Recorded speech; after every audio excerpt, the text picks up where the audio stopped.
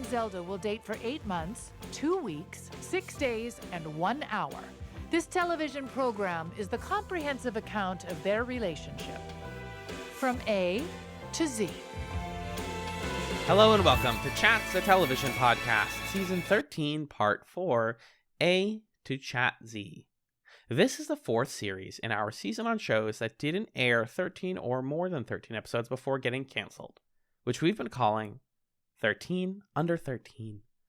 My name is Alan, and I'm joined by the roadie for ZZ Top, who thinks that it's remotely normal to sit in a sports arena during a marathon and try to pick up girls who are running. Hold on, no, that's not who I'm joined by, guys. I'm actually joined by the man who comes for the podcast and stays for the crab cakes. It's Magellan. Yeah. So, you come to the office? Oh, you're doing both. What a fun fusion, a hybrid. So now that I've saw this crab cake, I have no attraction to you whatsoever. Now I'm doing neither. Now I'm just going up and down the stairs for fun. I'm wandering. That guy was the weird, stairs. right? I know he said like ZZ Top's gonna be here and I'm their roadie, but like, why are you sitting in the stands, dude? We'll talk about it when we talk about the episode. It's all weird. This show's weird. It's all weird. This podcast is weird. How are you, Magellan? I'm okay. I'm feeling weird, to be honest. It's been an off week or so for me, but I'm excited to be here recording chats and having fun and talking with my friend and doing everything that we do from A to Z, huh? Alan to Zagellan. That's right. Do we have this realization on the episode that the show goes A to M because it was only 13 episodes? Yes, it did. Okay. You brought it up last week, I think. Okay. Phew. Sheesh. What about you? How are you doing? I got a sticker. So a friend of mine, complicated how we're friends, but a friend of mine basically opened up an Etsy shop recently where he sells these little stickers that are like different Pokemon, but the Ditto version of them. So it's like with the little beady eyes. They're really cute, and I can link you them if you want. And he has one in the pack, which is Snorlax, but he doesn't have the Ditto eyes. Instead, it's like a word bubble coming out of his mouth that just says, sheesh. It's so good, man. I'm like, I was going to be like, man, you should sell this. And then I realized that I did buy it from him. Wow. What narrow casting to me and you. Right? I think that there are people out there who want Snorlax saying sheesh for that. I think I'd like to believe that that's a me thing, but you're right. It's probably very, very popular. I think I'd like to believe. Sheeshlax. Mulder looking ass. Mulder? Wait, is he the one who would like to believe? Yeah. Okay, so yeah, then you're Mulder. You're being Mulder right now. I wish I was a Mulder looking ass. Whew. You got the guy. Personality. I've sent you the sticker, by the way, if you want to see it. Okay.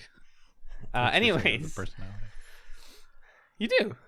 Oh, that's so nice. Sheesh. Yeah, wow, right? what a great sticker. God, I want that. I can link you to it. You can have it. Yeah, link me to it. Thank you. Linky. Let's talk about this show that we're here to talk about. Huh? Must we? For the listeners' sake, Al and I both expressed to each other that we have like a bit of a soft out tonight because we have other things we need to do after this. And then both of us tacitly agreed to spend about 40 minutes not starting the episode. And like, here we are continuing to do it. At least now it's on episode. So this is productive conversation. Yeah, this is content now. So that's something. It's just, well, first of all, we famously always start late. Like we get on the call. True. This is to be charitable. This is our friend time. But also, I don't want to watch anymore. You need to see. This week on A to Chat Z, we watched A to Z episodes 7, 8, and 9. G is for Geronimo. H is for hostile takeover. I is for ill communication, which, by the way, as a title, looks absolutely garbage on most word processors because ill, capital I, lowercase LL, just it looks like the Roman numeral 3. G is for Geronimo was written by Will McCormick, Ben Queen, and Rashida Jones. It was directed by Phil Trail and aired November 13th, 2014. Magellan, what happened in G is for Geronimo?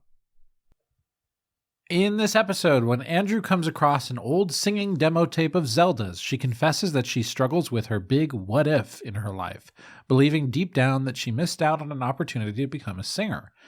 In an attempt to bolster her confidence, Andrew helps her go after her missed dreams.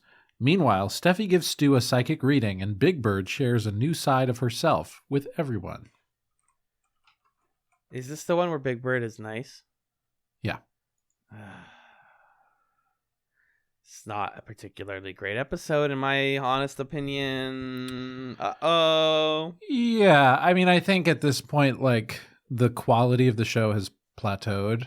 And it's a bummer. I definitely still have some affection for it, and I can understand why this show kind of, like, stuck with me after I watched it in 2014, because... it's charming. It's very earnest. And I think there are moments where it's like, okay, that was funny. Or like that there's an idea there that I like. I think it's like in some ways a perfect under 13 candidate for that reason, because it represents just how many TV shows out there came to the table with like, something, but not everything that they needed. But also it's like, that classic 13 under 13 story of, you want to find the thing that the networks got wrong. And I just don't know how many of those there are out there that people haven't already figured out, Yeah. Your Freaks and Geeks or stuff like that. People know about those. And even then, like, you watch Freaks and Geeks and you're like, okay, there could have been more, but this feels like a good amount. So, yeah, I think with A to Z, I'm like, first of all, you guys wrote yourselves a hard out right away. I'm on network and I'm saying, why would I sell this? Because it's 2 seasons of two like blocks of television programming, and B, like, I feel like from the script you can tell like these characters are not super likable all the time. Not that they have to be, but like Andrew and Zelda get the, like, this is continuing to be true. Like last week and the week before that, Andrew and Zelda get the nuanced romance stories. Stu and Steffi get to be like immature children masquerading as adults. And then Big Bird and Howard get to be funny for about maybe 5 minutes of the total plot runtime. That is the formula for every single episode. And it doesn't feel like, a sitcom where like that routine is satisfying. I just want to see the show break out of that routine, and it's never going to. So that's why I'm already finding myself burnt out on it, because like it's just stuck in its a self-made rut. Yeah, because I do think that the seed of this episode is interesting, which is this idea of like, when you're in a relationship, you end up surfacing all this like kind of old relics of your past or old versions of yourself. And in the process of doing that, you might come across like something that you'd forgotten about, that your partner's like, oh my God, you did this? Like, that's so cool. Why don't you do that anymore? And you have to reckon with that. And I think that this is like, that to me, that's compelling. And there's a story there that's worth telling. And when you're in this format where you only, like you said, Andrew and Zelda only really have like 8 minutes to tell that story, you just kind of like shrink it down to a version that's not super satisfying, because it's like, oh, here's the issue, and they figured it out. Done. Anyway. Yeah. Done. As opposed to, like you're saying, a show that breaks free from that and studies that more closely, spends more time with that story, even if it was still a 23-minute episode, but it's just about that. Suddenly you could do a lot more with that, I think. And this is just kind of, the show really lives, I think, in this uncomfortable point with television storytelling where, like, all of its DNA is 3-camera sitcoms, and like all of its storytelling DNA and all of its visual DNA is like glitzy 2010s, like drama movie kind of thing. Exactly. So there's a lot of dissonance there. Anyway. Yeah. What are some quick hits or some things that you want to talk about in this episode? Because I have no interest this week in doing plot by plot breakdowns. I want to talk about iTunes. Oh, the fucking part where Dinesh is like the Pandora joke, which was funnier when I briefly said it in my head before Dinesh went on to say it for 60 straight seconds. And I'm like, do you guys realize that you have 21 minutes? Like, this is the week where I really realized how short an episode of a sitcom is. Like, 21 minutes, and you gave a whole minute to that to the actor who plays Dinesh to explain the difference between Pandora as a streaming service, iTunes is a like remote accessing your like local file service. And I was like, why? All you had to say was Pandora like the music service and not explain it. God. So Andrew and Zelda decide to make a big relationship movement, which is that they use their Apple branded products, Macs, together. And they share their iTunes libraries. Is this a thing couples did? I don't think so. Seems kind of weird if you ask me. Really weird. I don't know. Is it that weird? Like, I think it's hard for us to say because what's funny to me about some of the tech stuff across these episodes is like, I feel like in 2014, iTunes felt old, right? Yeah. Like, it didn't feel like the hip thing, which makes sense for these characters who in 2014 are in their like late 20s or whatever. And so to them, they're like kind of, in that ecosystem. And I feel like if we were in that ecosystem and there was a button that said share your library, which did it work like this? I don't know if it worked like this. I feel like I would. With my partner, like click the share the library button. I have a blend on Spotify with you. That's what I was gonna say. Yeah, is this what you would do now? Is you would make a Spotify blend? They exactly have this. Except a blend is like a playlist that's made combining your tastes, not literally we share a library. Which, sure. It's a weird. It's sort of like we watched that '90s show recently, and we were talking about in our Should You Watch episode about like. The concept of a desktop and how like a virtual desktop to them meant like a desktop that's on a computer. Right. And for this, it's like a library. Like sharing a library, if you're in real life and you're moving in together, makes sense. Like, we got to put our books together. Oh, what books do you like? How do you organize your library? That's actually like, if that's like the sort of thing that they're translating to the digital age, I totally get why this is a big deal. Right. It's like, this would be like, if this was in like a 90s show, it would be like your CD collection. And you're like sitting on the floor surrounded by CDs, deciding like, well, we only have so much space on the shelf. Which ones do we keep? Oh, don't make me get rid of my Celine Dion or whatever the version of Katy Perry in the 90s would be. Not Celine Dion, but Kate you know Hudson. what I mean. Yes, Kate Hudson. But not that Kate Hudson, the other one. So I had no idea. I failed as a bisexual to not know that Katy Perry's real name is Kate Hudson. We're all supposed to know that. It's one of our like. It's on the test. She had to change it because of Kate Hudson. Is that the? I guess that makes sense. Yeah, it does make sense.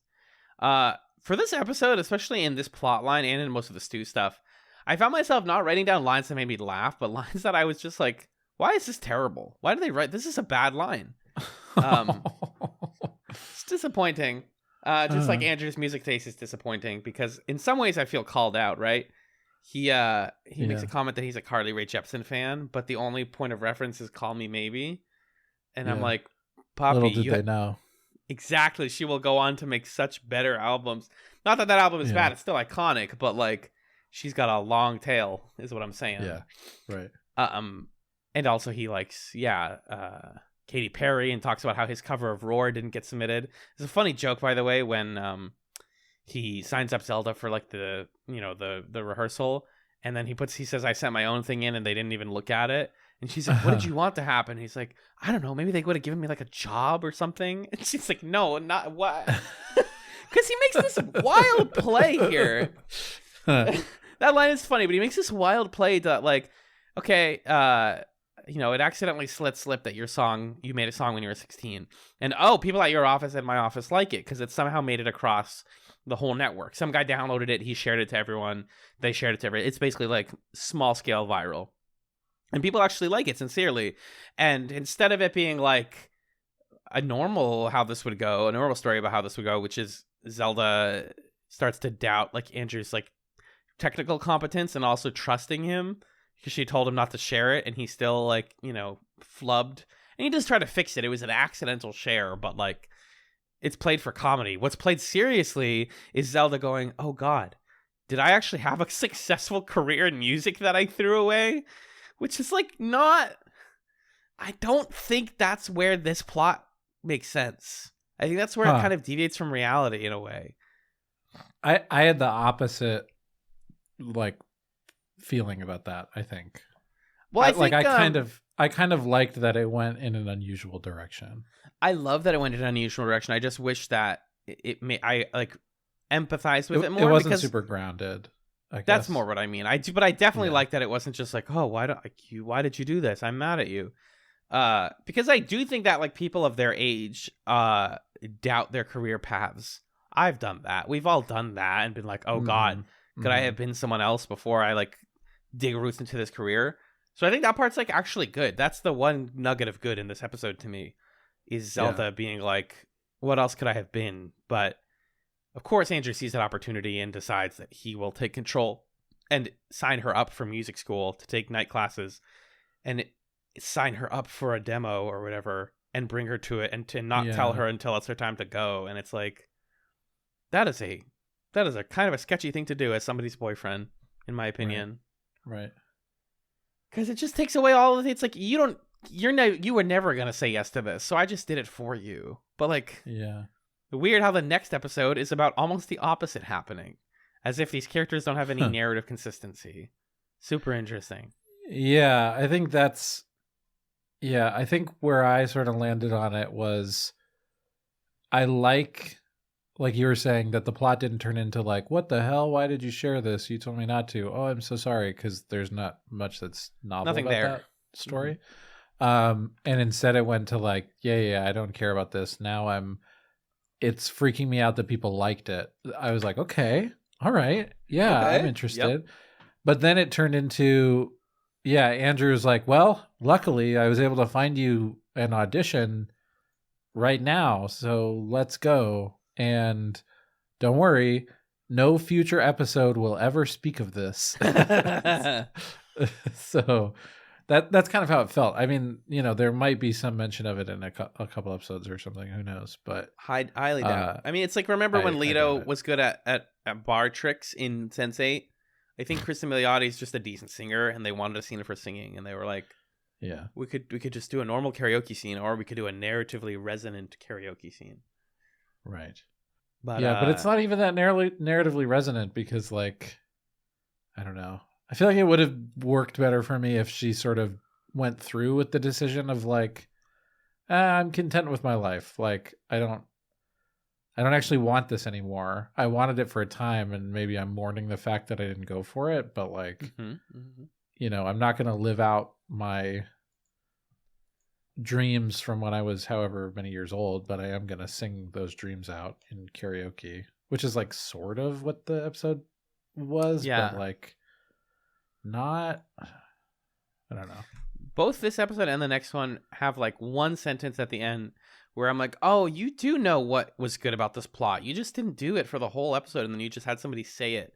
Because in this case, it's Zelda being like, "I could keep thinking about what could have been, what else I could have been, but I don't really want to know what fate had for me, because the world I live in now has Andrew, it has my friends, it has my work, and I appreciate the present and the world that we live in, the choices that I made because I got the life that I have."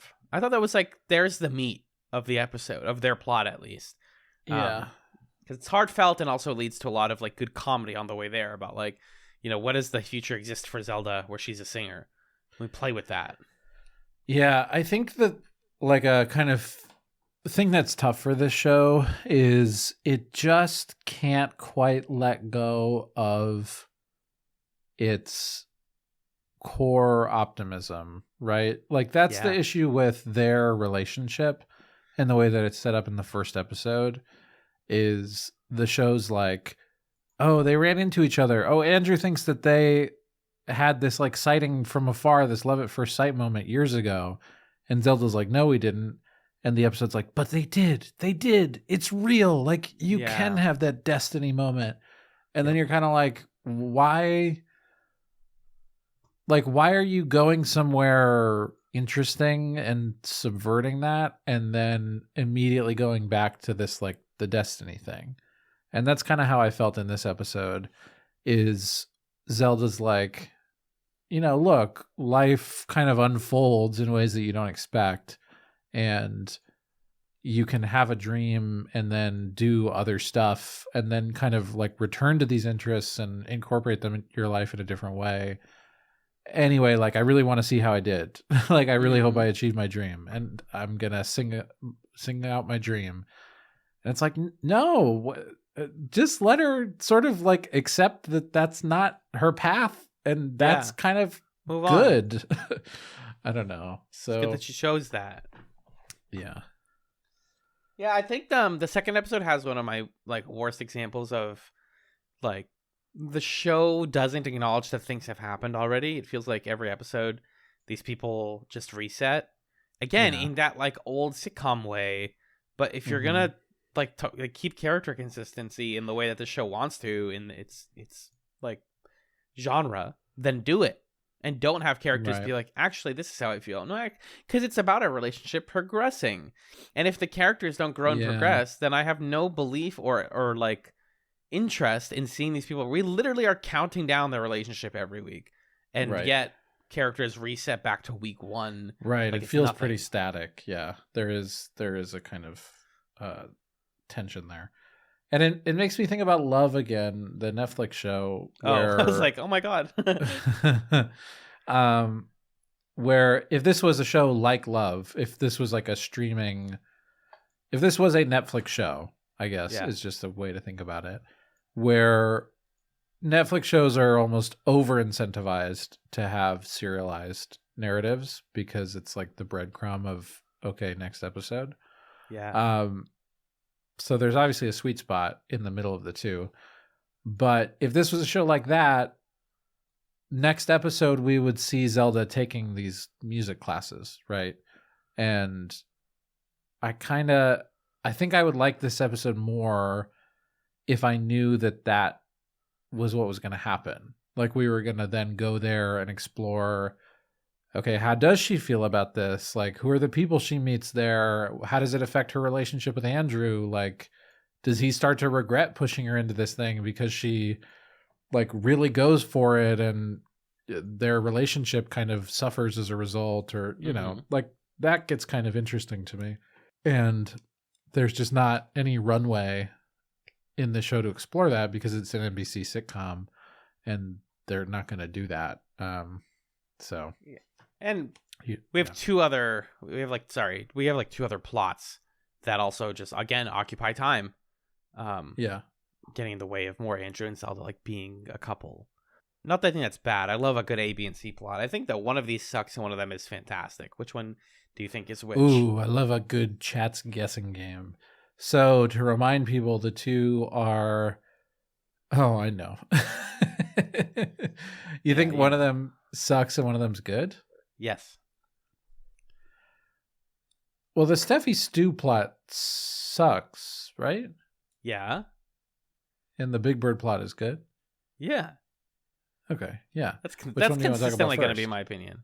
Let's talk about the Steffi Stew stuff because it's brief.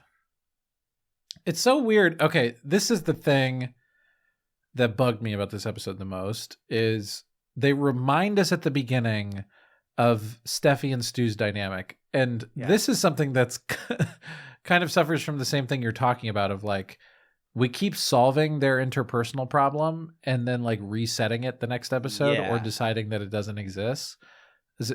And it feels very inconsistent. And what they're saying at the beginning of this one is actually Stu and Steffi have an issue. Steffi's not over the fact that, nor should she be, that Stu deceived her into having sex with him with like an elaborate lie about being a blues musician or whatever that was. Jazz. And she's rightfully upset about that. And the show like really wants us to think this is funny, and it's awful. Like, this is not okay that Stu conducted this elaborate ruse and is like faking scatting in his sleep. I'm laughing at that. Like, is that what you want me to do? Is think that's silly? Mm-hmm. I don't. That bothers me. I'm not a fan of that. And then they're like, well, we have to reset their relationship. We have to solve this. We have to give Steffi something that she can like trick Stu with. And so we decide she pretends that she's psychic and uses random bits of information that she's gathered to convince Stu that she is like clairvoyant or something. Yeah. And I think the part that bothered me the most was at the end when he figures out like, oh, you were lying to me. And then Steffi is like, we can be friends now. We can talk to each other because now we've both completely lied to each other and betrayed each other's trust. And it's like, what? Like, she's saying like tabula rasa, like we cleared the board. What? If I did that to my friend and they responded by doing it back to me, I would be like, cool, we're never talking again. Really easy. Like, right, why this is that just done? Yeah. Why is the solution like, okay, now we can finally be a couple or be friends or whatever this is? It's just, and the whole like teasing Stu for his childhood and him snoring the name Geronimo, the name of his childhood motorcycle. Why does he have a childhood motorcycle, by the way? Just so bizarre. Every time we see a Stu flashback, I'm like, why I'm is in a it different also dimension. why is it called Geronimo like that? It's like this weird like racist thing. I don't know. It was weird. Mm-hmm. I think they're going for who's the guy who jumps over things in his motorcycle? Evil Knievel? Yeah, good job. Yeah, I think maybe like he's Geronimo, like you go over a big cliff, but also take a second and Google. Yeah, what but Geronimo wasn't means, the motorcycle like the brand was associated with like the Native American like leader? indigenous people or something? Yeah, and well, that's what the name is. Yes. Yeah, it's weird. Weird. I have not much to say about this plot except first of all, I think it's annoying that Stu is like, there's no way she's a competent psychic. I can't accept that Steffi would ever know what she's doing. She has to be lying. Like, as if believing her is like unconscionable. I think that just sucks and makes me dislike him. The part that made me laugh is when they write Stu as like a fully unhinged weirdo because she tells him that there's a redhead or a freckled girl in your life that's important. And he goes to this girl that he had a crush on and like as a child. And he goes, she's married and has 3 kids. I'm outside of her house. I'm not attracted to her, but should I break up the marriage anyway? Yeah. It's like, damn. All right. See, when you write him like that, like so far out of the realm of like a person, there's actually a little bit of comedy to be had there. But one, they don't really give that to Steffi. She's just like reacting to him. And 2, they don't write him like that consistently. He's not like Kramer where you're like, oh my god, what is he up to now? It's like Stu, he floats in and out of being a normal person, and that's why this doesn't always work. But when it's funny, the Stu character, they really don't have a consistent stance on him, and that's an issue. I think Henry Zebrowski is like doing what he can with the material. Yes. You might be asking, how could I pull his name so easily? It turns out last week. Well, but I have a story. It turns out that I was at the People's Improv Theater over the weekend in New York City. Wait. Where I've taken classes, and they have a sign in their lobby of notable alumni, and it's a sign that I've looked at very many times. And wouldn't you know it, Henry Zebrowski's right up there on the sign of notable alums of the People's Improv Theater. Oh my! And I was like, I'm sorry. Pitt alum and Chats alum Henry Zebrowski, thank you, please. I would love to hear him do improv. I'm sure he's like fine at it. He looks like someone who does improv.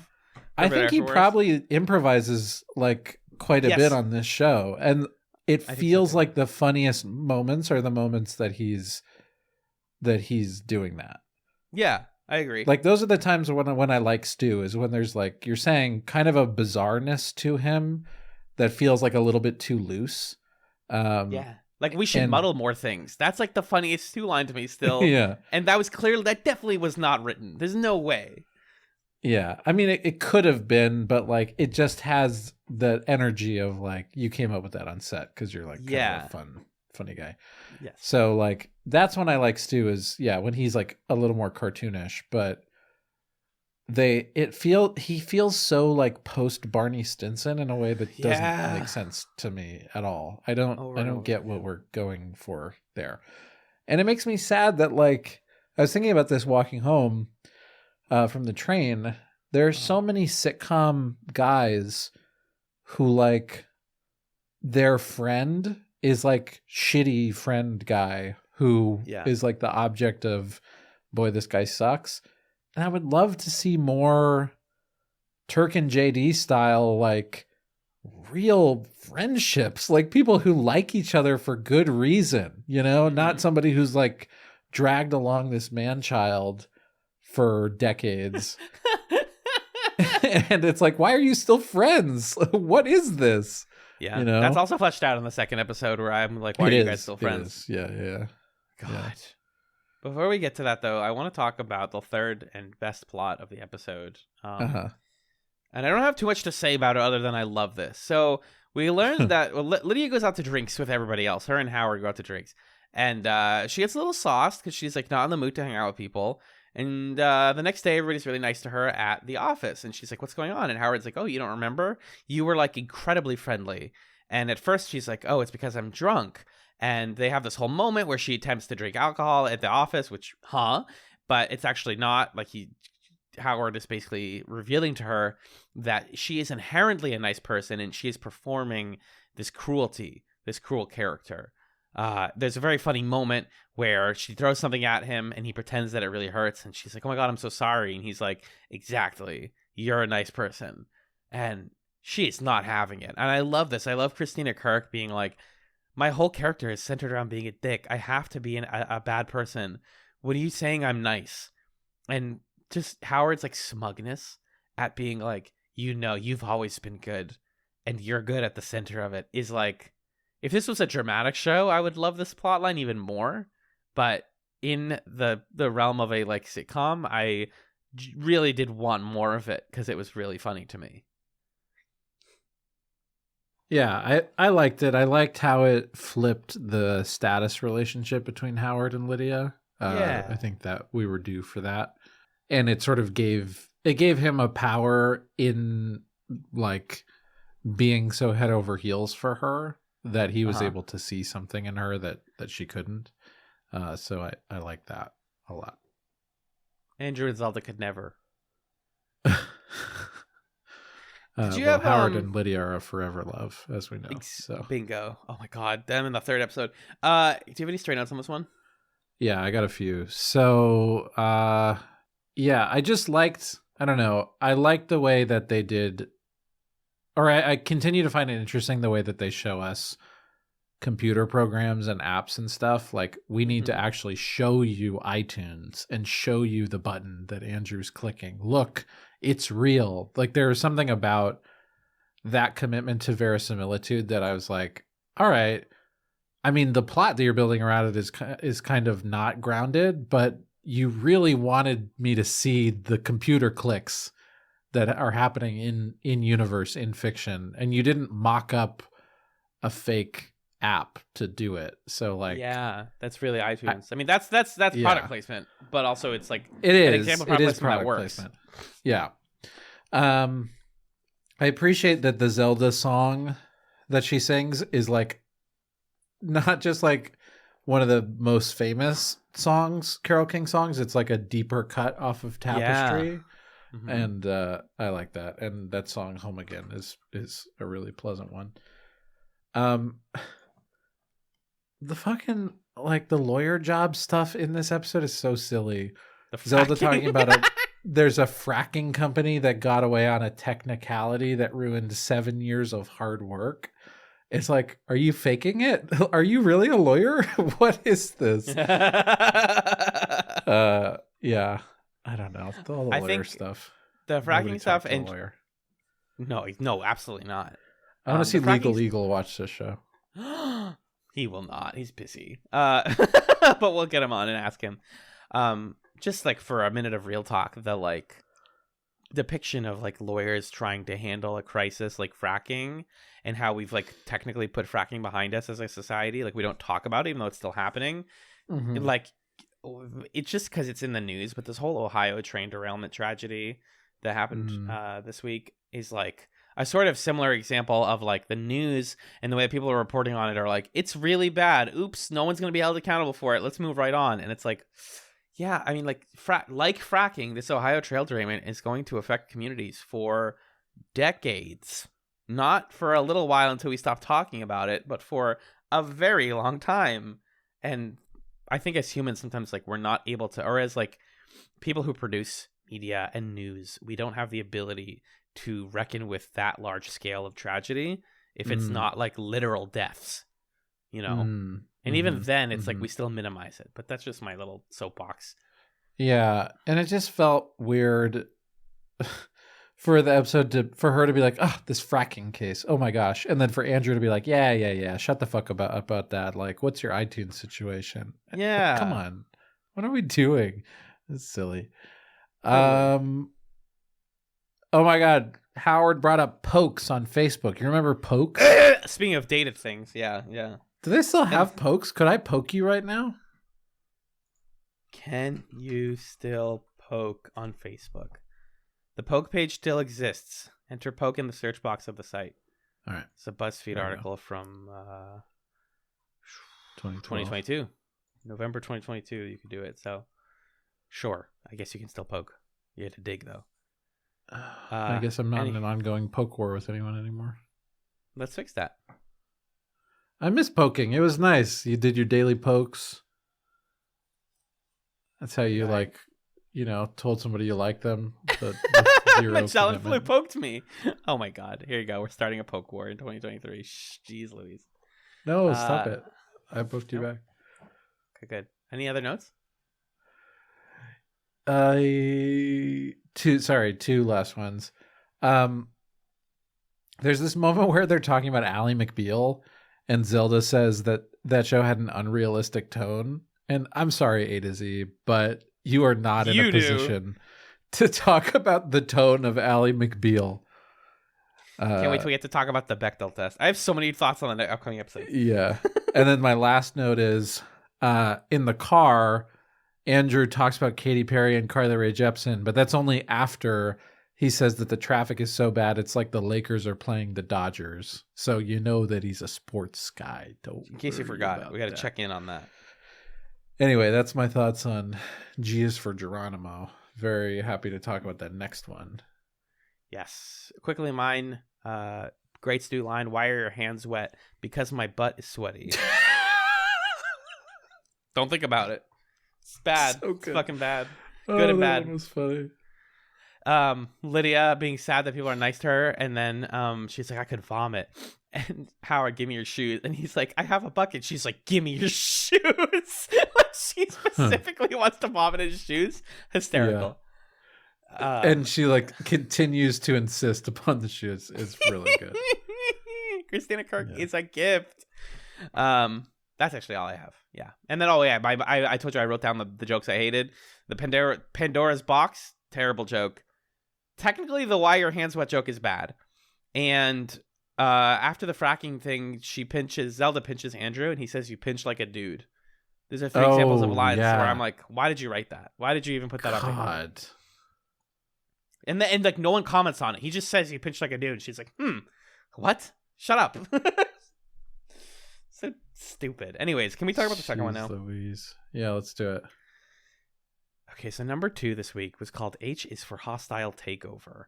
This episode was written by Ben Queen, Craig Girard, and Matthew Zinman. It was directed by Henry Chan and aired November 20th, 2014. Magellan, can you tell me what happened in this one? In this episode, Andrew begins to realize his choices are heavily influenced by his friends, specifically Stu and Zelda. With Zelda's encouragement, Andrew confronts Big Bird about his stand on Wallflower's new business strategy, but his plan backfires when Big Bird promotes a young assistant, Jordan. Meanwhile, in an effort to have something all his own, Andrew tries to find a hobby he doesn't share with his friends. What do you think of H's for Hostile Takeover? I love Andrew's storyline in this episode, actually. Yeah, me too. I think it's pretty good. To be sincere, I think both of us have dealt with this feeling sometimes.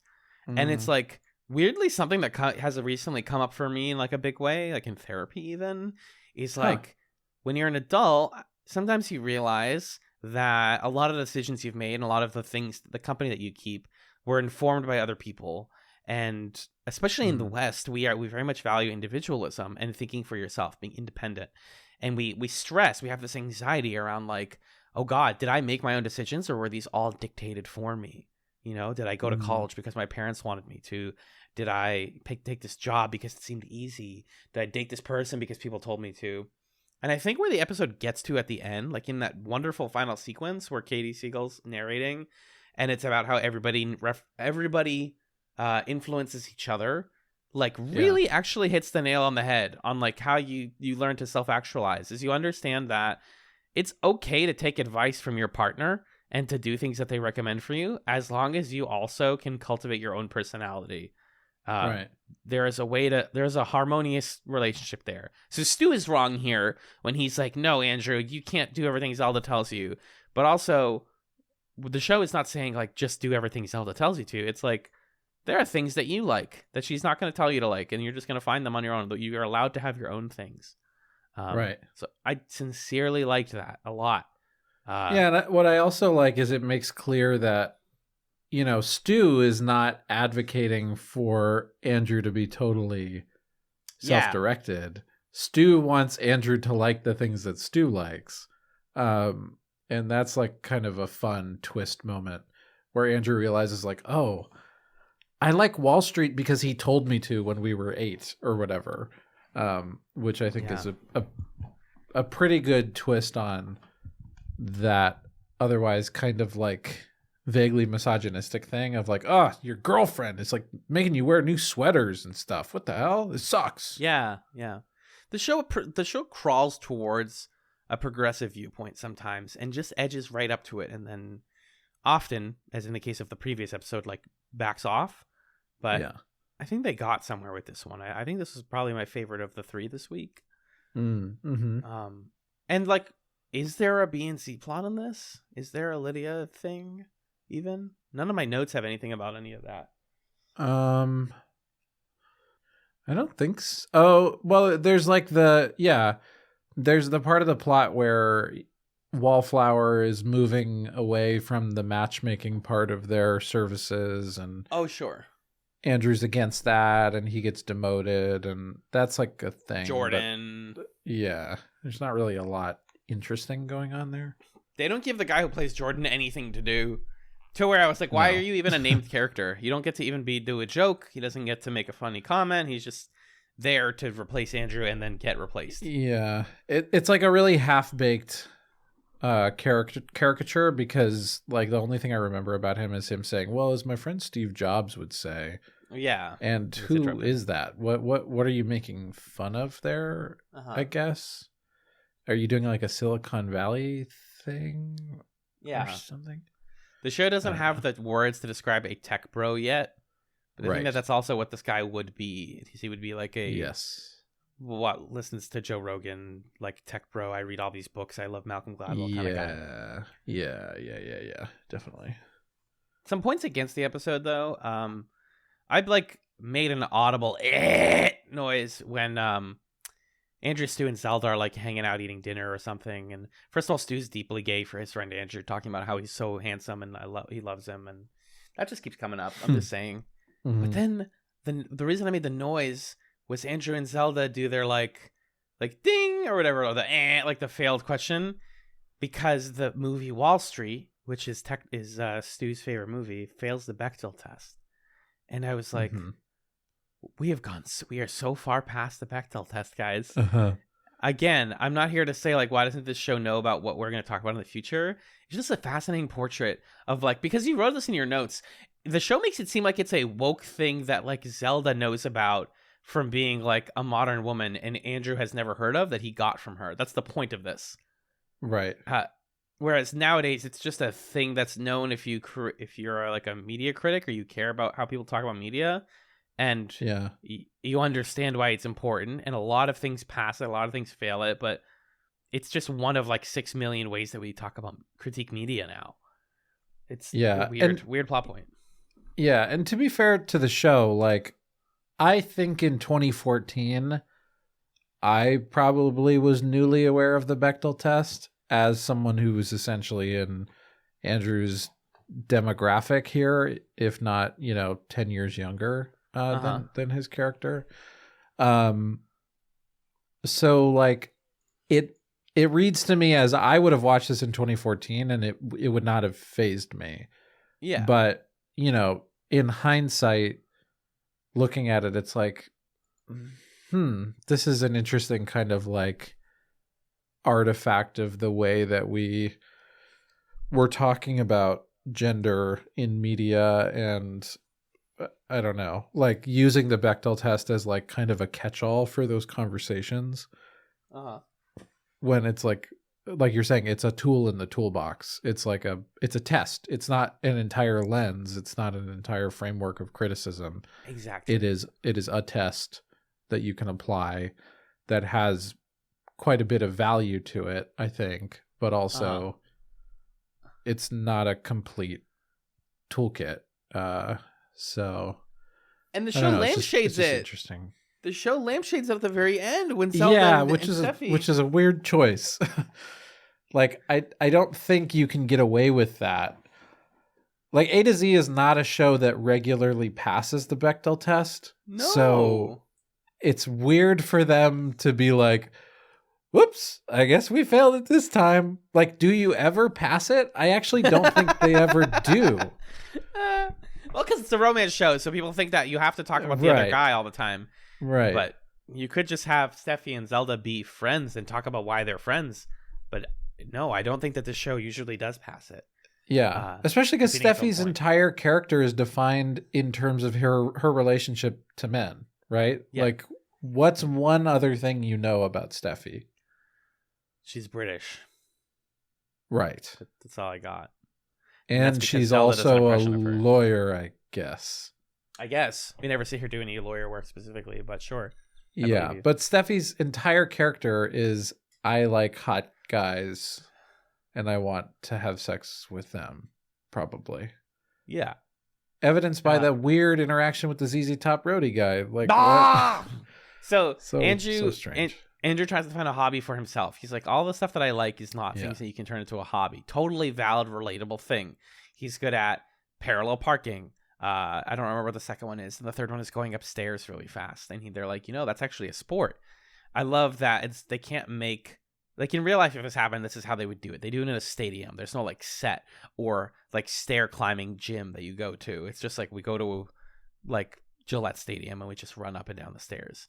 And we do it as if it's a marathon. It's kind of a cute concept, but Steffi decides to go with him because, and the show briefly acknowledges this is what I'm talking about earlier. Episode 1, literally the way we were introduced to Steffi was, hi, this is Steffi, Zelda's friend. Her problem is that she likes everything that her partners tell her to like. And she just kind of absorbs their personality. Right. Almost as if that's exactly what Andrew's dealing with. And it would be great if there was a bit of empathy and like friendship and camaraderie in that and how she's grown out of it. And there almost is. He does talk to her about this. Like, the writers know that was a thing, but they don't really handle it, like, maturely or seriously, which almost made me feel like, well, I feel dumb for remembering that. Like, I should have erased that from my memory because the show didn't care about it. Right. Yeah, that was my one misgiving about this being the Andrew plot is I was sort of like, well, isn't this Steffi's deal? But, like, this isn't a show where Steffi has plots where she, like, grows and changes and like investigates things about herself. Exactly. Except she did have a plot last week where there was like that farmer guy or whatever, and she was like, I don't want to do this anymore. I don't want to be the person who turns into someone else for other people. And like you're saying, she could have communicated that lesson to Andrew, and that would have been pretty cool. Missed opportunity. Big time. So she goes off with the ZZ Top guy because, again, she just likes the guy and decides that she likes ZZ Top. But the show does loop back around and say, like, hey, we all get our tastes from other people. That's how this works. And as you were talking about, Andrew's plot loops back in with Wallflower in a really cool way. Speaking of not knowing what people's jobs are, like we said last week, or maybe that was 2 weeks ago, we learned that Andrew, this like fucking shitty little nerd, is the assistant director of marketing at Wallflower, which is like a right below C-suite position, bud. Like pretty surprisingly really? high. Yeah, because the director of marketing would be the CMO usually. It could generally. So I'm like, Andrew has a higher up position than I thought. Assistant director is like a good job to have. People who are hiring, please consider hiring me as your assistant director of marketing. Just saying. I just got a degree in that. So, no. Anyways, I thought that was surprising. And that made it so that, like, A, the plot actually gives him some weight. And B, Lydia cares about what he has to say. Because he's crafting this email.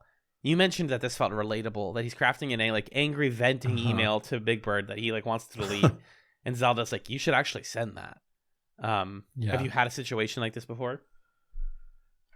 Not necessarily with like sending an email or not, but I've definitely had this sort of a conversation of complaining about like frustrations at work and then being told like, well, you should talk to them about that. And then it's sort of like, I wasn't going to talk to somebody about it. I was just going to complain about it. Like, I can't throw do this away. Stuff. Yeah. It's a good point. But that's so bizarre to me that Andrew is at that spot in the org chart because the show presents him as like just another guy at the office, and he's like treated that way by everybody usually. Yeah. And I don't know, for some reason his character doesn't scream like marketing to me. I don't know. We've never seen him do marketing. Yeah. It's just interesting. I'm not sure why they made that choice. I think it exists for the sake of the plot like this, right? Like, let's make him important. Yeah.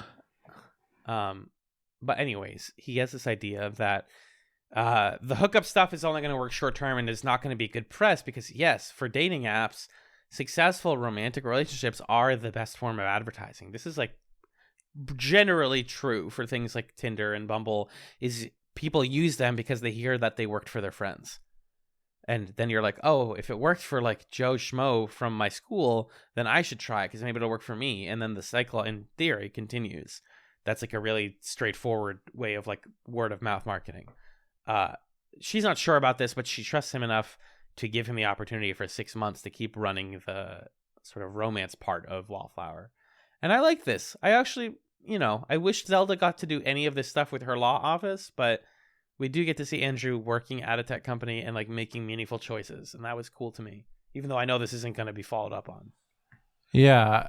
This is the first time where I really understood why Andrew's working at this company and how that's relevant to this show. Yes. Because suddenly it feels very purposeful that we're setting the show at a matchmaking service in this like transitional moment where it's turning into a dating app and the priorities are changing, and Andrew's someone who like truly genuinely believes in matching people, and is seeing this world that he like has a genuine devotion to changing around him. Like that's pretty compelling, and I think I would have liked to see that sooner. Because here in episode 8 or whatever, maybe it's just because we know the show is canceled. It feels too little too late. But that really worked for me. Like the philosophical stakes of this episode resonated in a way that they haven't been so far, I think. I mentioned that this has been something relevant to me lately. And one of the things that like I came to the conclusion of was I'm someone who I have based a lot of my decisions on like approval. I seek approval for things, like I can make the decision, but I won't commit to it or decide that it's good until someone tells me it's good. That's why I like seek a lot of feedback on things. The problem when you seek that feed, this is a different issue than Andrew deals with. The problem when you seek all that feedback is everybody has something to say. Stu has something to say about how Andrew should run his relationship. Zelda has something to say. At the end of the day, Andrew is one who needs to decide what he wants out of this. And the moment that like really actually hit home was at the very end towards the end of the episode, when he's trying to pick out a sweater and he realizes that Zelda picked his sweater style and Stu picked his sweater style, and he just can't decide what he likes. Or then when he goes to the coffee stand outside And it holds up the whole line because he's like, I don't know what I like to get because I always get the same thing, or I get what people tell me to. I was like, oh shit, there it is. There's the meat, you know? Yeah. Thematic resonance. It works sometimes. That's why this is such an interesting failure to me. Chats is all about interesting failures. 13 under 13 is like is ripe ground for finding interesting failures, like A to Z, for sure. where certain plot lines really work for me. Yeah, agreed.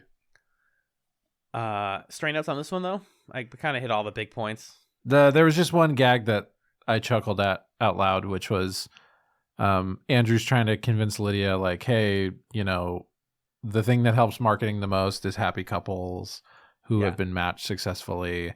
And she's like, show me the numbers. And he has them in like a folder. He's like, here are the numbers. And she's like, okay, well, I was saying that to stall you. I didn't expect there to be numbers ready. I thought that was funny.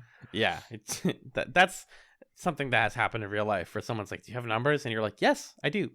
Fuck you. We'd love to see it. Yeah. I wrote something about like that email that he sends, or that he plans that he does send. That's like, hey, this app is fucked up. I think this is actually something that companies can handle pretty well these days. Not to like get into my talking marketing mode, but like it actually behooves you to take that like passionate feedback from your workers to heart and at least listen to them and be like, hey, here's why we can or can't, you know, put these things into practice. And I think that's like a good path forward for like CEOs, is like, if people really feel the need to like bottle up their feelings until it goes into an angry email that they send to you blindly at 1 a.m. or whatever, just maybe listen. That's like the bare minimum what you can do, and see how that does or doesn't help your bottom line, and actually talk about it. Because they know, and especially your assistant director of marketing. Right. Also, Wall Street is such a goofy movie for the boys to have as their favorite movie of all time. I know. Like, what? We know they like Back to the Future and Ghostbusters, but now that means that they became like college douchey film bros in the 90s, which actually, you know what, Wall Street, like, it's Wall Street or like Boondock Saints. Like, they are actually right in that era where they would have the posters and be like, this is our favorite, we quote it all the time. Yeah. But the gag where we learn that Stu is the one who liked it, and he comes up to Andrew's house as a kid in like a full Michael Douglas suit and tie, is like kind of funny. I grinned at it. Yeah. And lastly, when Zelda's like, man, you're like really intense. Also, it's all in caps. And he's like, well, Stu spilled soy sauce on my computer and now the shift button is stuck. Beat. Wait a second for laughter. And then he goes, also, I had a hard lemonade. Fantastic. It's really, really good work. Yeah, pretty good.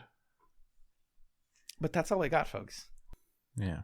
Pretty bad episode and a good one. Let's come back after this brief musical break for one more episode this week. We're talking about I is for ill communication.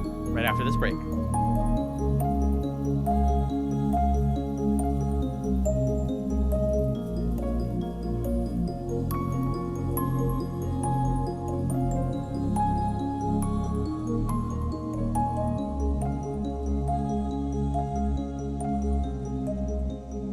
Welcome back to Chat's a Television Podcast, A to Chat Z. The third episode we watched this week of A to Z was entitled I is for Ill Communication. It was written by Ben Queen and Sono Patel, directed by Alex Hardcastle. It aired on that's a fucking awesome name. Yeah, Alex Hardcastle. Aired December 11th, 2014. In this episode, Alan, what happened? If you want to Google and look up Alex Hardcastle, the first picture is of him with Bill Clinton. In this episode, as the holidays approach, Andrew and Zelda seek the help of their friends to find the perfect Christmas gift for one another. Andrew and Steffi come to a decision for Zelda seamlessly, while Zelda and Stu struggle on a gift for Andrew, spending hours shopping at the mall. Meanwhile, back at Wallflower, Big Bird faces a crisis when a longtime customer is set to interview with the local news about her unsuccessful matching experience. John, thoughts, questions, comments, concerns? Sorry, I'm looking at pictures of Alex Hardcastle. When he's got a neutral face, he looks like, oh, fuck, that's Alex Hardcastle. But when he's smiling, it's like, hey, guys, it's me, Alex Hardcastle. Hey, guys, it's me. I'm Alex. Anyway, seems like a fun TV director person. I think this is my take on this episode, is I think it's a great thought about a thing that happens in relationships. I don't know how it fares as like an episode of a sitcom. Mm-hmm. I didn't find it like super engaging, but I was also watching it as the third episode of the day. So maybe that's not the most fair context. But like, you know, I can sort of, I'm of two minds about it, because I can sort of understand the plot, but then I'm also like, I don't know. I'm being too vague. When we talk about the plot, I'll be more specific. But I think there's something here that like works for me as a concept, but as an episode, it falls flat. What about you? I didn't find much to grab onto in this one, honestly. My notes are really sparse. I think there are like little moments where I'm like, oh, that was interesting. But overall, this was like the first time that I said, wow, the Andrew and Zelda plot is doing literally nothing for me and does not earn its very saccharine final moment, in my opinion. But I agree, like the whole, what am I going to get my partner for the holidays? I want to impress them, but I also want to show that I care about them and know what they like. That's a good plot on paper. I just don't think that it goes anywhere particularly interesting. Yeah, I think to me what spoke to me about this one is the kind of tension of it, which is Andrew and Zelda, they're 2 months into their relationship, and Andrew kind of spur of the moment. They're in this like romantic Christmas moment that both of them describe, where Michael Bublé is playing and they're in the Christmas village or whatever. Yep. And spur of the moment, he's like, hey, do you want to spend the holidays with me? And she says, oh my gosh, yeah, I would love to. And then both of them, in thinking about it, are like, actually, I don't really want to do that, but I don't know how to communicate that without that coming across as like, I don't like you or something like that. And that felt like a real thing to me, of you sort of find yourself in situations where you offer something, but then realize actually you don't want to offer it, or you accept something, but now you realize you don't want to accept it. But then also the other side of that, when Andrew finds out that Zelda doesn't want to spend the holidays with him either, suddenly he's like, well, wait, you don't want to spend, now I do want, why don't you want it? Huh? Mm-hmm. Now I'm stressed about this.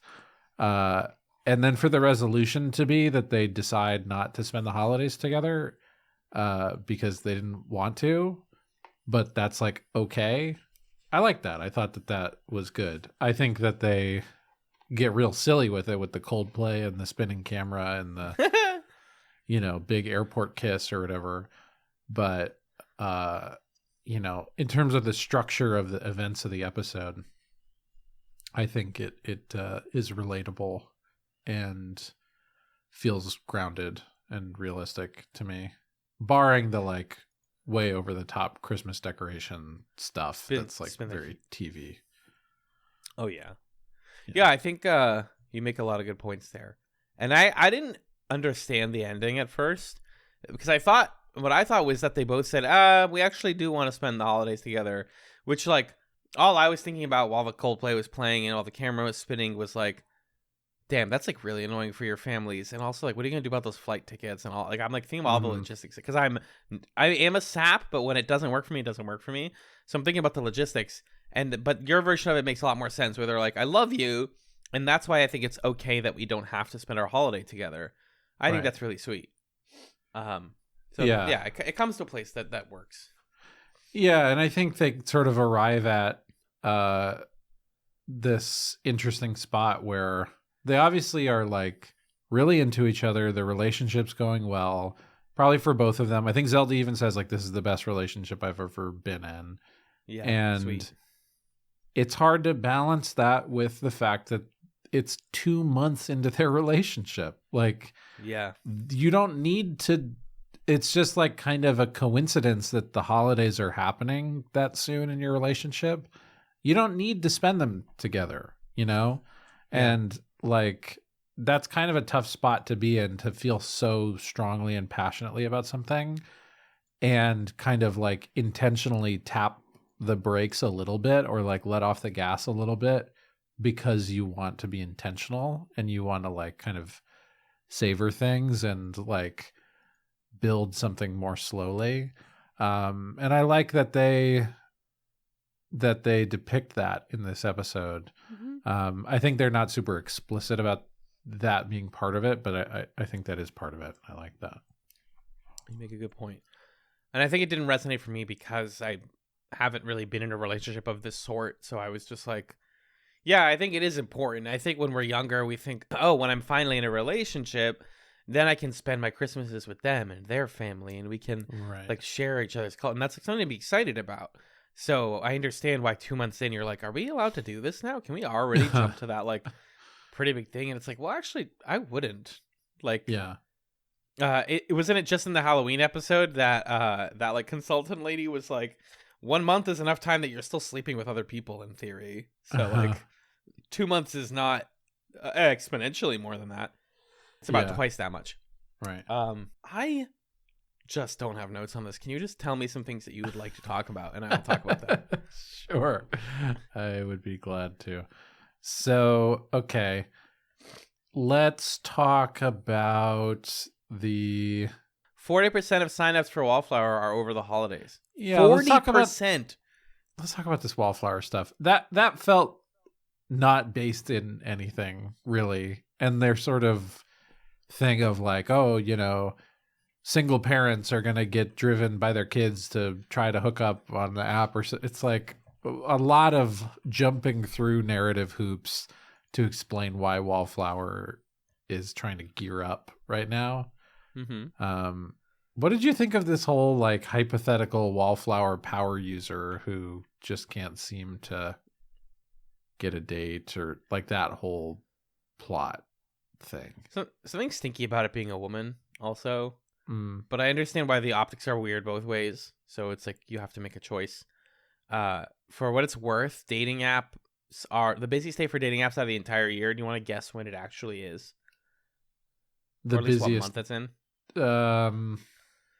February? Close. No. Okay, so let me talk through my rationale.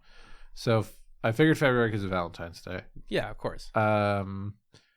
My two other alternatives are a day that's like kind of either like January, like, oh, it's the beginning of the year type of thing, you know, resolutions or like goals or whatever, or something that's like kind of beginning of the spring time. Simple and elegantly said, it's January 8th because people are just finishing their holiday break and they're like, I just spent a lot of time with couples and with family. I would really love to start being on a relationship app. So Tinder and OkCupid, all of their signups soar on the first Sunday of January. Because interesting. That's when it's called Dating Sunday. Whoa. That's weird. Fascinating. Right? So you learn something every day. I understand what they're saying, like over the holidays, but it's after the holidays is the accurate date for dating. So I think like in terms of the plot, like I think the power user who is talking to the Huffington Post is like a fine plot line. I think it's really quickly brushed under the rug where like we make this fake profile for Howard so that he dates her, but oh no, they actually like each other. But just kidding, she's weird and it doesn't work out between the two of them and the plot is over. Like, you guys wrote the plot. Why did you want to wrap it up so quickly? You don't want to do anything with that or like make anything funny about it? It's like they were embarrassed that like, oh my God, I'm so sorry we wrote this like ridiculous Howard plot where he falls in love with a woman. Let's get rid of that right away and put him right back in with Big Bird so we can have this saccharine moment of like, it's time to get back to work, which doesn't land because it's very like, I mean, they are staying late on the holidays. There's something like sad about it, actually. Right. And I wish they could have just hung out outside of work. It just makes me depressed about how tech culture works. But that's also just like the labor person in me, you know? Right. Yeah, and it sort of like makes the Howard Lydia romance too much of a thing. It's fun when it's 'cause- subtle. Yeah, and I'm charmed by them having this sort of back and forth. But yeah, this makes it like explicit and then tries to soften it by saying like, "Oh, he's your work husband." But for all intents and purposes, all of a sudden Lydia's treating this like a relationship that the two of them have, or like a prospective relationship. She's jealous like in a real relationship. Yeah, and it's not even like a metaphor, you know. And I want to ship Howard and Lydia, but I don't really want the show to ever go there because they're the C plot characters, you know, and they're like kind of cartoons. So like, I don't know. It just doesn't quite. Yeah, saccharin's the word. It just doesn't quite land for me there. But and the other end of the plot is they are keeping a bunch of employees in the office until they figure out the situation. Which sucks, and the show doesn't seem to care about Dinesh, Lady Dinesh, Ron Howard, and phones. Yeah, and then the other thing that's super strange and not funny is when Howard's like, yeah, you know, she said, when I went over her place, we went to the bedroom, and she says, we do things a little differently here. And then I blacked out and woke up, and everything smelled like marinara and my watch hadn't moved or whatever. And it's like, am I laughing? Again, is this funny that something like weird and inexplicable and probably pretty terrible happened to Howard? Like, what? What's the joke? You know? It's also like in the first episode when Lydia's like, where were you, Howard, for like a whole year, where we found out that I was a good person. He's like, oh, I was getting my like liver replacement or something, liver surgery. And then she claps back at him. I forgot to mention this. She claps back at him and says like, if I'm only nice or if I'm only honest or whatever when I'm drinking, then I should drink all the time. Like she just said I should drink all the time to somebody who got liver surgery. And the dark comedy of that is like on the page.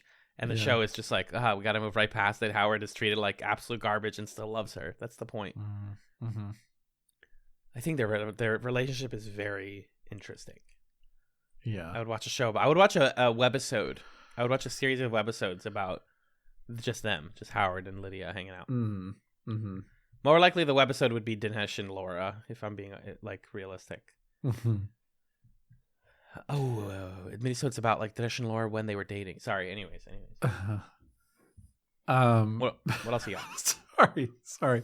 I went back on Facebook to poke you again, and there's this onion headline that says Super Bowl crowd erupts in applause as Rihanna brings out Richard Kind. Finally.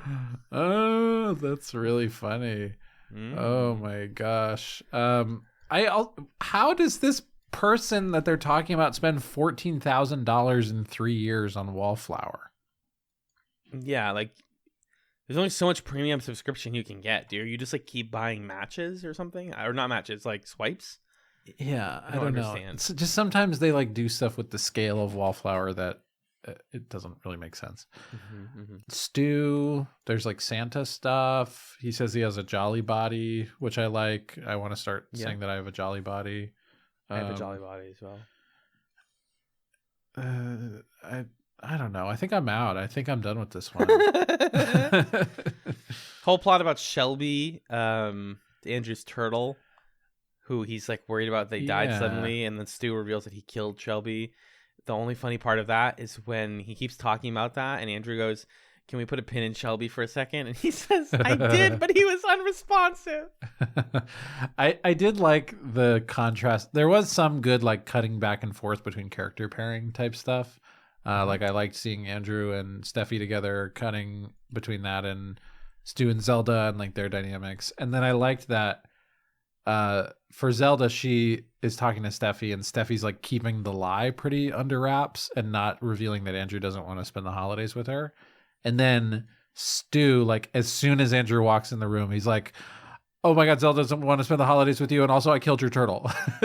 Yeah, like, he just can't contain it, which I thought was entertaining. But yeah, I think I'm all out. Nothing left in the tank. Nothing left in Dinesh the says, tank. someone asked him about if he celebrates Christmas, and he says, "Do I look Christian to you?" Pretty good. Pretty decent. Uh-huh. Howard, I haven't been on a date since the aughts. So curious about that element of Howard's life. Yeah, Howard tells way more Way about more. that. The way he said "not a Chili's," I thought that was like an Yep, Italian yep. word. Not the Chili's. I didn't hear "not a Chili's" at first. I drove by the Applebee's, by the way, recently. The Chats Applebee's. Yeah. Wow.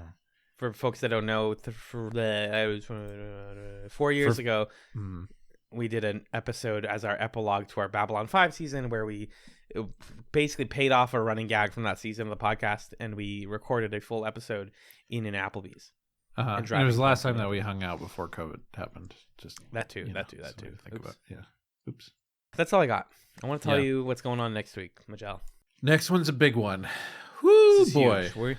You thought we were tired of watching A to Z. Wait until we have to watch four episodes. But then we're done. Then there's literally no more. Yeah. Do you want me to read Next the summaries, or do you have them? I have them here. Can we go back and forth? Yeah. Okay. Next week we're watching J is for Jan Vaughn. Zelda and Andrew play matchmakers for Stu and a stenographer. Oof. But their love connection maneuvering negatively impacts Steffi. Huh. Sure. Why not? Oh, stenographer, lawyer stuff. Okay. Okay. Then we have season 1, episode 11. K is for Keep Out. Andrew and Zelda seek quality alone time together, which stirs up tension between Andrew and Stu. Meanwhile, Big Bird sets out to win a man's attention. Not a man. Next up is L is for likability. When Andrew's father, Pete, unexpectedly shows up to visit, Zelda tries to win his affection after Pete tells Andrew he isn't a fan of her. Elsewhere, Big Bird implements a new cancellation policy at Wallflower, despite not having Dane's approval. Was Dane a character at some point? Oh, No Dane clue. is, he's the higher up guy he's the guy she works with. Okay. Then we finish A to Z with season 1, episode 13. M is for Meant to Be. Zelda gets nervous when an ex-girlfriend crashes at Andrew's place and decides to even the score with an ex of her own. Why? Oh. Imagine doing that as a person. I got excited for a second that they were saying that Zelda had an ex-girlfriend and they were finally Yep. going to actually responsibly do the bisexual plotline. No, just kidding. We're not doing Cowards. that. Oh, there's some fun casting coming up. Sure. Okay. That makes me kind of happy. Is it his dad? Who's his dad? No, his dad. You want his dad to be someone cool. It's not. The finale has a small cameo. Okay. Anyways, that's what we got. Magellan, tell me where people can find you on the internet. You can find me on another podcast called Super Smash Echoes, which I do with my friend Justin, where we play video games related to the Super Smash Brothers franchise, and we talk about them. We talk about the way that they echo in the zeitgeist, so to speak. Super Smash Echoes. And you can also read some of my writing on my newsletter, which is notthatmagellan.substack.com. So check me out there. Alan, what about you? I have two main gigs right now. One is scanlinemedia.com, where I'm doing a couple of things for my friends Six, Jen, and Curie over there. We have a podcast, Six and I, called The Creature Quorum, where we talk about monsters from Pokemon and Monster Hunter. We just put out a really great episode about the monsters from Monster Hunter World Iceborne, which was a lot of fun. It's hard to describe why that podcast is good, but I listen back to the episodes and I'm like, man, this is really entertaining. And we're going to resume our discussion of the Pokemon from Scarlet and Violet very soon. You can also find my writing at scanlinemedia.com. I recently put out as part of their Gimmick Awards for 2022, which is sort of their top lists of the year, usually for video games. I did my top TV shows of 2022, some of which we've covered on Should You Watch. So check that out. You can just go on scanlinemedia.com and scroll down on the blog until you see Alan's top TV shows of 2022. And then my other main gig, since we were talking about marketing earlier, is Talking Marketing, where every other month I, with the help of my team over at the American Marketing Association in Boston, interview interesting people from the marketing universe about their work, their craft, and what makes them tick. So that can be found wherever you listen to podcasts. And that's what we got, folks. I would like to take it to the plug zone if that's kosher, Magellan. Please do. If you have any questions, comments, or concerns for us here, our email is chatspod@gmail.com. We're also at chatspod on Twitter, and we are squatting that domain on other services in case, Twitter continues to burn, which it does. This whole thing about like we're gonna make bots pay to be bots for a while, not bot, like automated things like the California DMV bot. They were briefly talking about those services having to pay to use their API, which is baffling business decision, but it is what it is. If you check out YouTube, we have a YouTube channel. It's Chats, a television podcast. You can subscribe over there. Our community run subreddit is our Chatspod. And if you like our show, there's a couple ways you can support us. Apple Podcasts and Spotify are places that you can review the show and subscribe. That really helps the algorithm lean into our favor. If you want more people to join the big TV book club that is Chats. And if you have the financial means, you can check us out at patreon.com/chatspod.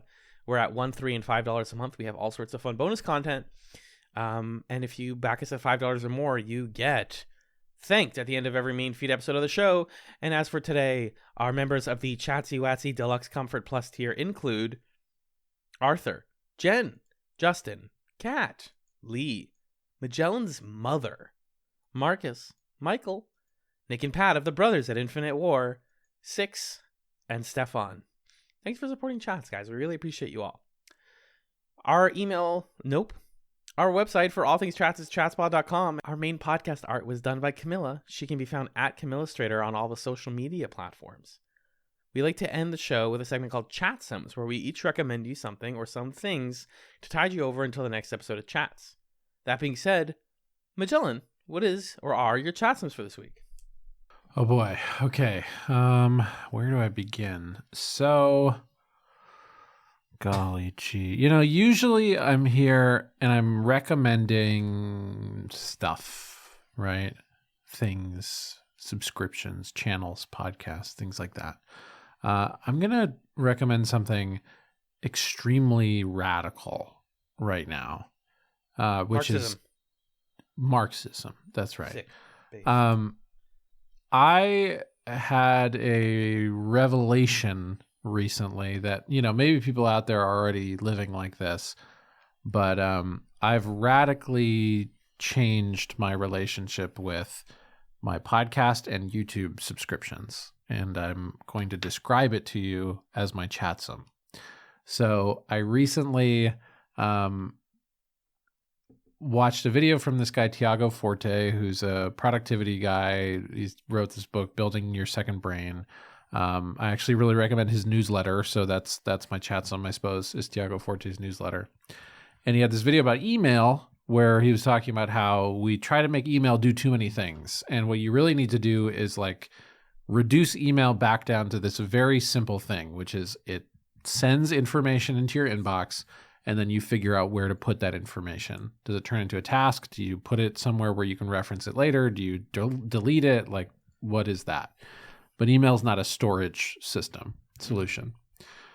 And then I was looking around and I'm like, well, I haven't really listened to podcasts in a while. I looked at my podcast catcher and I was like, you know what? I need to treat this like email instead of treating it like this receptacle for all the podcasts that I've ever liked. I was using it to try to remember shows that I didn't want to forget. But what I really need to do is just turn it into a delivery system for shows that I want to listen to. And so I made a list of all the podcasts that I was subscribed to so that I could comfort myself and say, look, you're never going to forget them. They're over there in this note. And then I unsubscribed from all of them, except for the ones made by us and our friends. And now I'm slowly, intentionally building back only the shows that I very enthusiastically want to listen to. And I'm doing the same thing for YouTube. I'm writing down the name of every single YouTube channel that I'm subscribed to. I'm unsubscribing from every single one. And then I'm slowly building back up from a clean slate, only the things that I'm very enthusiastically interested in watching every single one of their videos. Because I've just realized there's so much clutter, and my subscription systems are not delivering to me content that I'm excited about. Yeah. They're delivering a deluge of content that I feel obligated to consider even though I already know that I'm not going to consume it. Mm-hmm. So that's my chatsum, is like that kind of digital intentionality. Digital intentionality, beautifully said. I'm gonna go through my watch later and start deleting stuff that I'm not excited to watch.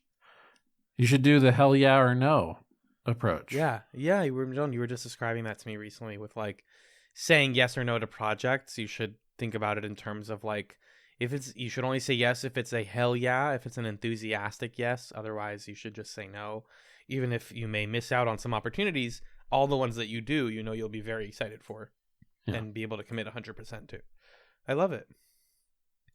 I have a simple chatsum this week. Okay.